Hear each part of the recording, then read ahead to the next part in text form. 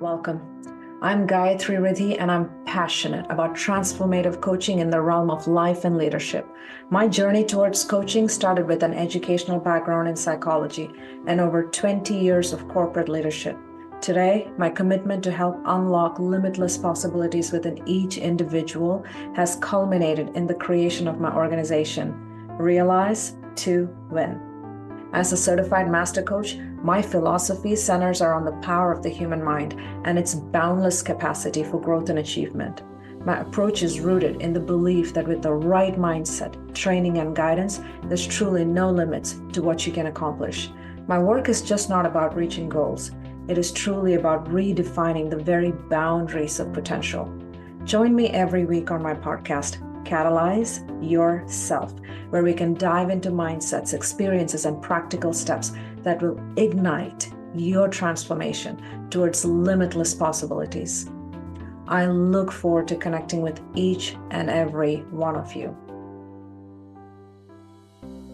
Welcome back, everyone, to another episode of Catalyze Yourself, where we delve deep into our mind and unlock the pathways towards our limitless potential.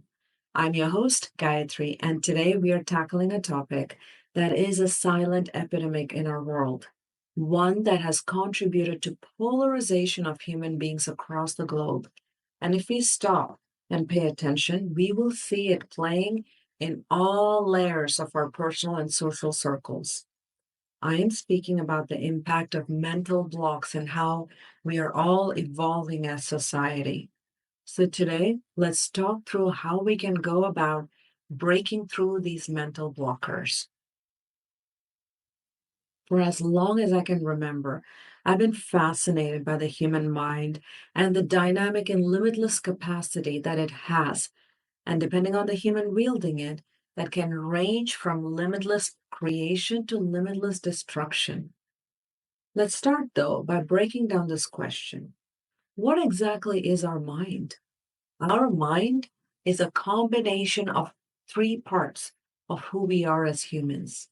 It is a combination of our cognitive ability, our emotions, and our conscious.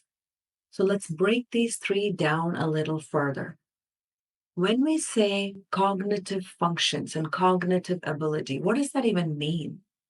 Our cognitive ability comes from a collaborative effort from multiple parts of our brain that results in us becoming aware of what is happening, assigning our perception to what is happening, understanding the reason and cause of what is happening. This would include our thinking, which is the process of generating thoughts, ideas, and concepts. This would include learning and memory, which is our ability to acquire, store, retrieve, and use information. This would include problem solving, which is essentially our ability to use information to handle challenges and find solutions. And this would include perception, which is essentially our interpretation of sensory data to form a mental representation of the physical environment. When we break down the second part of our mind, which is our emotions, there are signals that we get from our brain, and some will say from our heart also, influencing how we interpret and interact with the world. With emotions, we have feelings that can be learned and instinctive, such as happiness, sadness, anger, fear.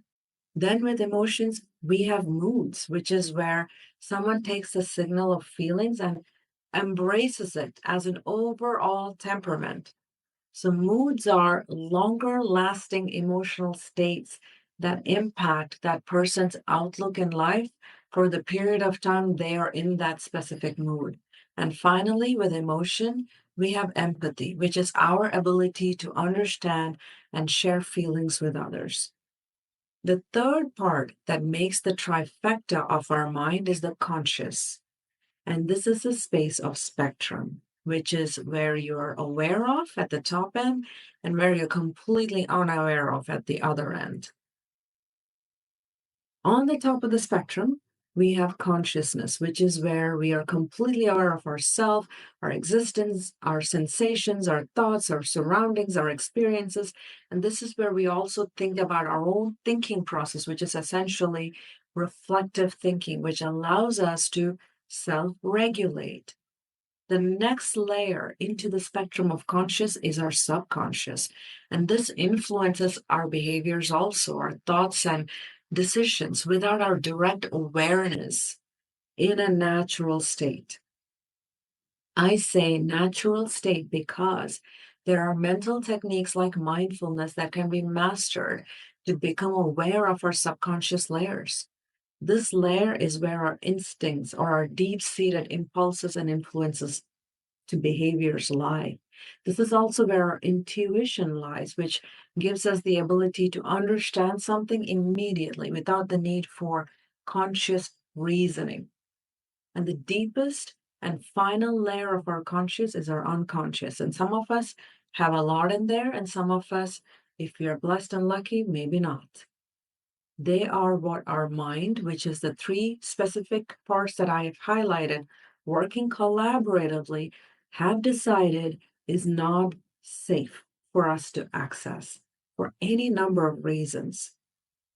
Typically, we find these in very traumatic or painful events, and it will stay there in the dark unless some sort of trigger brings it out or an intentional psychoanalytical technique administered by a credible, professionally trained person works with you to pull it into your awareness with the specific intention of working through it and healing from it. This incredible, fascinating, collaborative process that is occurring within these three parts is our mind.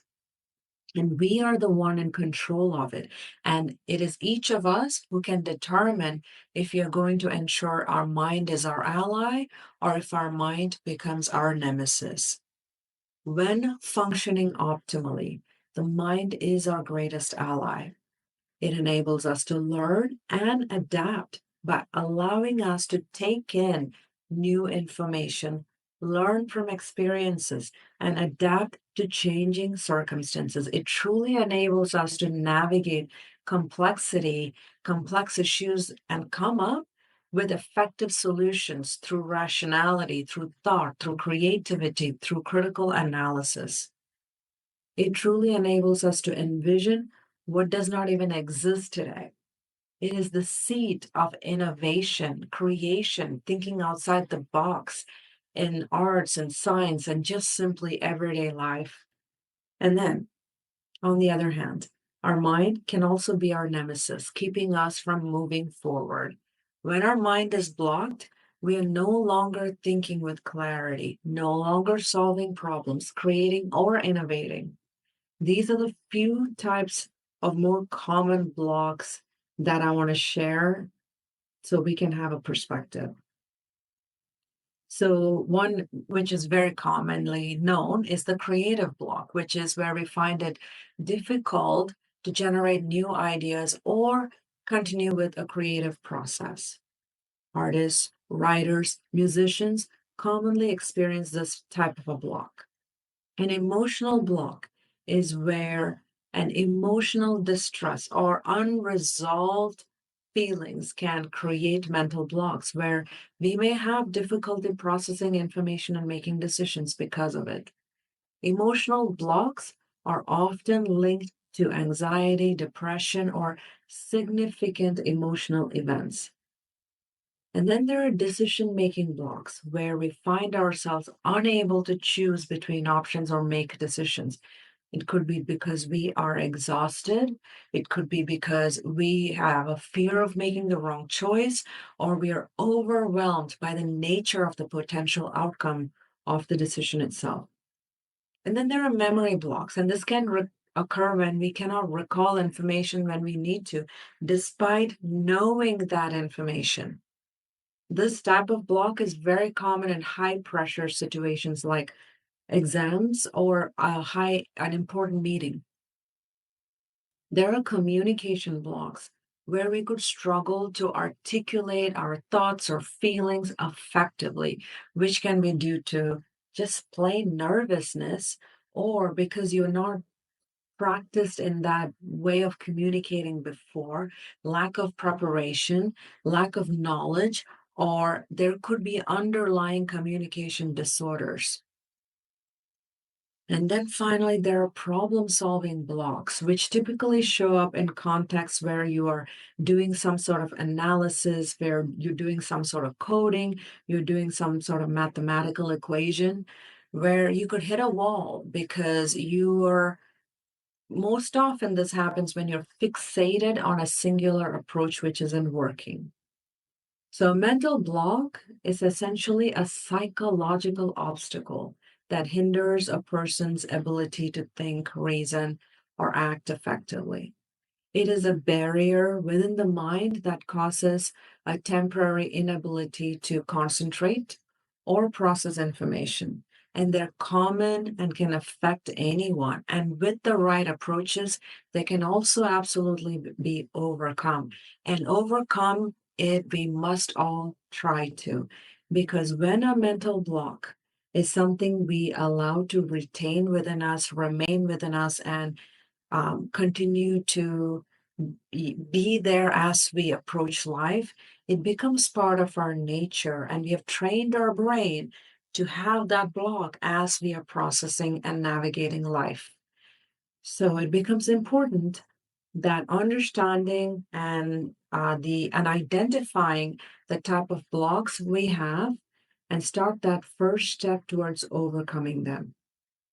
As I was thinking through how to approach this specific portion of our session, I felt the most effective way would be for us to call out a few common mental blocks and then go through how they could be showing up in our practical lives and then move to actionable strategies that we can use to break through them. And if there's one here that I have not covered, or one here that I've covered that you would like to chat more with me about, please feel free to send me a message either in the podcast platform you're tuning into or directly as you prefer. I always share my contact information in the podcast description. For now, though, let's break down a few that I'm pretty sure each of us have seen in our daily lives more than a few times, either from our own selves or someone within our surroundings. The first mental block I want to touch on is confirmation bias. And this results from blocks in both our decision making and problem solving. The root cause of this is typically our human tendency to prefer information that confirms pre existing beliefs because it's easier than taking the steps to understand and analyze something new and different. What this results in is our tendency to search for and interpret and favor and recall information that confirms a pre existing beliefs or ideas.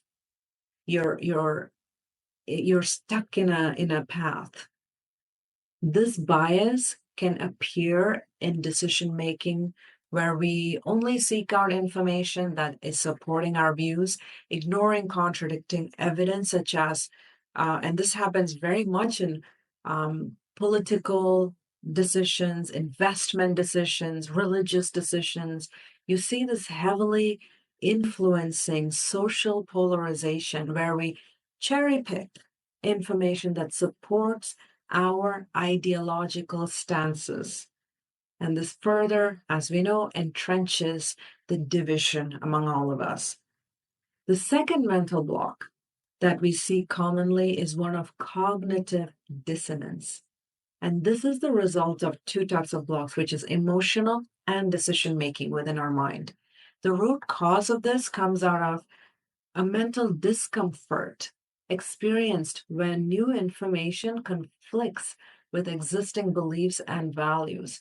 And what this block is demonstrated as would be justifying unhealthy habits or poor decisions when confronted with factual evidence against them, such as continuing to smoke, or indulging in an unhealthy diet despite knowing its health risks. Another example is one we see in another example is one where we see in polarized environments where we experience discomfort when confronted with credible information that challenges our social beliefs, our political beliefs, and leading to a stronger adherence to the original beliefs because that's our comfort space. The third mental block we could often see is stereotyping, which shows up when there is a mental block in communication and decision making. Root cause could be the tendency to give to oversimplification in the categorization of individuals or groups based on some sort of perceived common traits, either without sufficient evidence or as a way of judgment. The underlying assumption here is that all members of a group share the same characteristics. And this can lead to prejudiced behaviors in workplaces, social settings, where individuals are treated based on generalized group traits. Stereotyping fuels social and political polarization by reducing complex, unique individuals to simplistic group characteristics. The fourth block I wanted to touch on is emotional reasoning, which comes out of being mentally blocked with our emotions and decision making. The root cause of this comes from our tendency to form conclusions and decisions and beliefs based on emotional responses rather than objective reality, often as a result of cognitive distortions in how we interpret personal emotions as facts. And this results in the process of making decisions and forming beliefs based on how someone feels rather than objective reality. An example of how this shows up could be us feeling unworthy of our job and therefore conclude that they're not competent despite evidence of our success. Emotional reasoning can also lead to intensified polarized views where people prioritize emotional alignment over what is factual. This mental block could play a role where people are not able to distinguish between what makes up a fact and what makes up an opinion. What we will typically see here is that if we don't like it, if it does not make us feel good, it is not a fact. It is an opinion, and therefore we can disregard it easier. The fifth mental block that shows up is called a bandwagon effect. And it is the result of blocks in our communication and decision making. The root cause of this is our propensity to adopt beliefs and thinking and behaviors because they're popular, they're widely accepted, and it's driven by social conformity or the desire for social acceptance. This is where we do something primarily because many other people are doing the same, regardless of our own beliefs. What we may ignore and override could be our own authenticity because of this mental block. Buying a popular product or adopting a new practice at work simply because it is the trending choice, not because it is the best option. The bandwagon effect can deepen polarization as individuals align with the majority for comfort. The sixth mental block I want to highlight is one that shows up as immediate memory effect. It's also called immediate recall effect. It is the impact of your memory, and you guessed it, decision making. The root cause is the tendency to prioritize ease of recall over actual probability. The result is estimating the likelihood of events based on their availability in your memory. Events are more easily remembered and therefore are perceived as more probable to occur than those that are less easily remembered. This could be overestimating the risk of a dramatic or rare event like plane crashes because they're more highlighted in the media. This can skew perceptions in polarized discussions where vivid or recently witnessed or experienced events are given more weight, influencing group and individual thoughts, opinions, all going in a disproportionate way. And finally, the seventh mental block I wanted to highlight is analysis paralysis, which comes from a block in creativity and decision making. The root cause is typically an individual's overwhelming focus on potential outcomes, options, and the fear of making the wrong decision. This excessive deliberation not only stifles creativity, but it also prevents decisive action, leading to stagnation and essentially a gridlock in your mind. This mental block can appear in many different scenarios where both new ideas and decisive actions are required. Could be business strategy development, time, it could be product design, or even personal career decisions. We may find ourselves unable to move forward with any option because we are caught up in that endless cycle of evaluating alternatives without committing to any.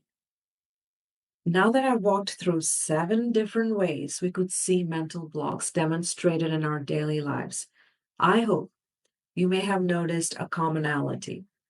Every single one had the impact of a block in decision making. To overcome these pervasive mental blocks, especially when decision making is at the heart of disruption, we need practical strategies. And I want to give you the top three most effective that will make an impact for you. The first one is critical thinking, which involves actively questioning and challenging our assumptions rather than accepting information at face value. I've had many different coaching conversations and other conversation in my personal life where the question comes up, what exactly is critical thinking? So I wanted to take a moment today to walk through what those steps essentially are. There are few steps we have to go through consistently to make sure we are critically thinking. Step number one is identification. Recognize that a problem exists or that a decision needs to be made. This involves directly identifying what is that key question or issue that needs addressing. Step two is gathering information. Collect data, observations, and facts relevant to that specific problem or question. This step is crucial for forming a well informed base from which to draw conclusions. It's even more critical because this starts the place where you could start experiencing mental blocks. So when you're gathering, diversify. If there's a specific source you've always gone to, go to others. Add to your repertoire of sources. Step three is analyzing information. Break down that information gathered into components to understanding the relationships and the connections between them. Analysis can involve looking for patterns, trends, or inconsistencies.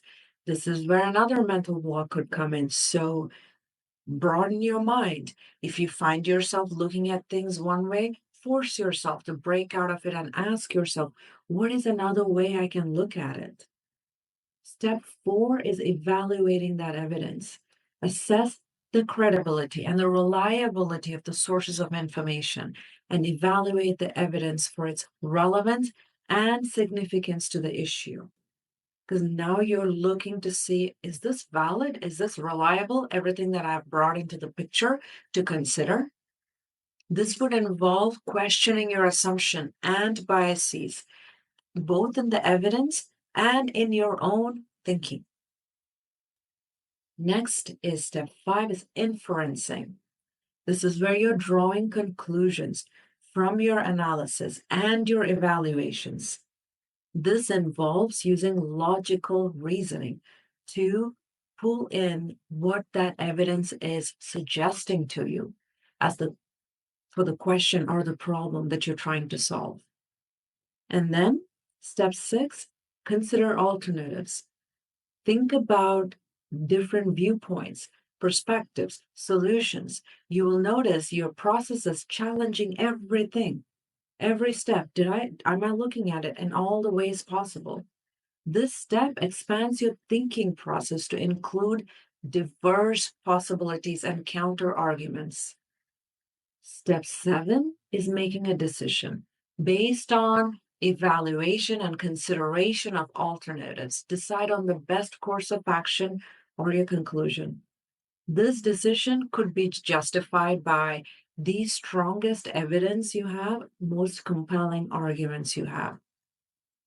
And finally, step 8 is reflecting. After reaching a conclusion or a decision or taking action, reflect on the outcome and the process. Consider what was learned, what could be improved for future critical thinking tasks. Now, 8 steps might feel like a lot at first, especially when each one of them is asking you to move out of your comfort zone. However, when it becomes a natural part of how you think, how you cognitively process, it no longer feels like 8 steps. It becomes you've trained your brain to be a naturally critical thinking machine. And as a result, you will find yourself no longer accepting information at face value, but rather evaluating arguments and evidence critically, identifying logical fallacies, and distinguishing between subjective and objective data. The second practical strategy is to incorporate structured decision making techniques, as this can streamline your decision making process and reduce the overwhelming aspects that can lead to the blocks in the first place. There are decision matrices or tools that is available out there that allows you to make weighted decisions based on the different options and how you can evaluate, creating a scoring methodology. Like a simplified version would be a pro and con list. For each decision, explicitly list out the pros and cons. Simple technique is to weigh them, and then you can clarify the positives and the negatives for each option, making that decision clearer and straightforward. Another strategy is time boxing, which is you give yourself or you allocate yourself a very specific time limit for making a decision. So this allows you to create some sort of commitment to reducing the chances of stalling or overthinking because you have to come to a decision within a time frame effectively.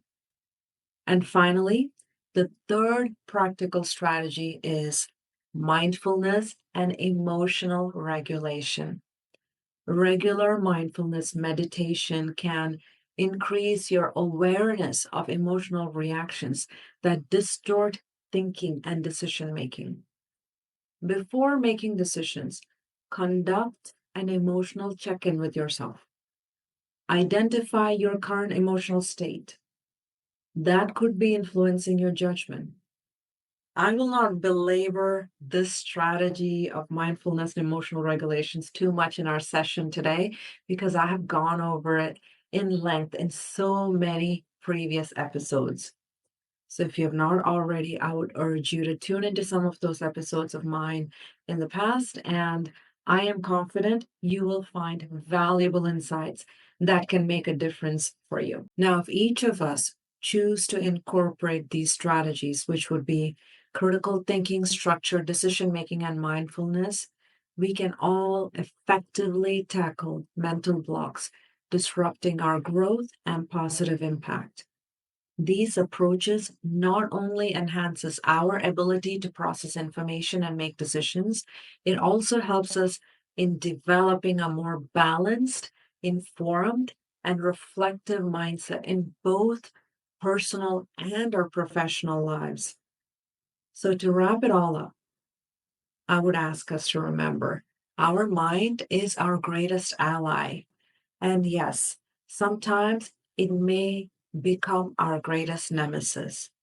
But with the right strategies, you can transform it right back into your most powerful collaborator. So thank you for tuning in to Catalyze Yourself. I'm your host, Gayathri, and I hope you enjoyed today's episode and found it helpful. Please do share it with someone who could benefit from this message. Please do share your thoughts on the episode with all of us so we can all grow together. And until next time, keep catalyzing yourself to break those blocks and strengthen your mind and your spirit.